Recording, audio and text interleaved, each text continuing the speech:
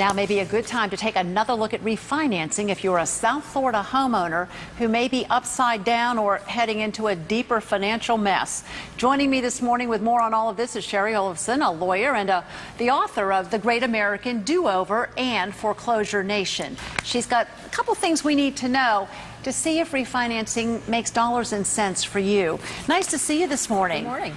Rates have never been lower, have they? Well, rates are very low because, like you and I, investors around the world are worried about their money, not just getting an interest rate on their money, but actually getting their money back. So they're all flocking to the safest investment, which is U.S. Treasuries, meaning the government doesn't have to pay a lot of money for that money. They can loan it to banks less expensively, and theoretically, banks can loan it to us less expensively. So what, 3.5%, 4% mortgages are out there right now, right? Definitely. It depends on your credit. If you have great credit, then you get a better rate.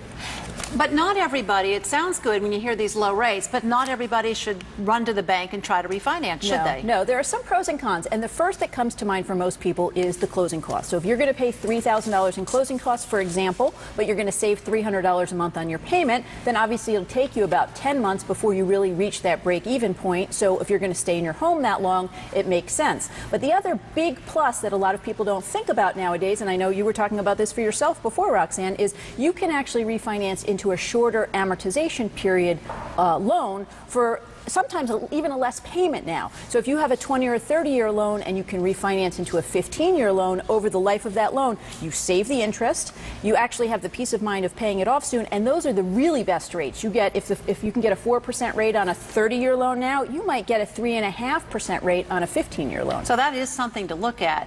Now, what happens if you're underwater? Well, that's a problem. And a lot of folks who are underwater now are trying to get modifications. And here's the catch-22. You may go to a lawyer or a modification consultant, and they'll tell you to get your modification, you need to miss some payments. Well, you go ahead and you miss the payments, you don't qualify for the modification for some reason, and then you say, well, you know what, let me try to refinance to get a lower rate. The problem is you may not be able to refinance if you've missed a payment within the last year. So wait a minute, banks told homeowners, mortgage holders, to miss some payments to get a modification and then wouldn't give them the modification. It's a catch-22, and these are all choices that viewers have to make for themselves, but our job, of course, is just to make sure that people are informed and understand their options. Now, are banks answering phone calls now and getting to people who need help and who may, in fact, be somebody who should refinance and get these lower rates? Because for a while we were talking about people weren't getting responses. It's easier generally to get a refinance than a modification because you're working with a mortgage broker who's going to be paid a commission for that. So they're really working as your advocate.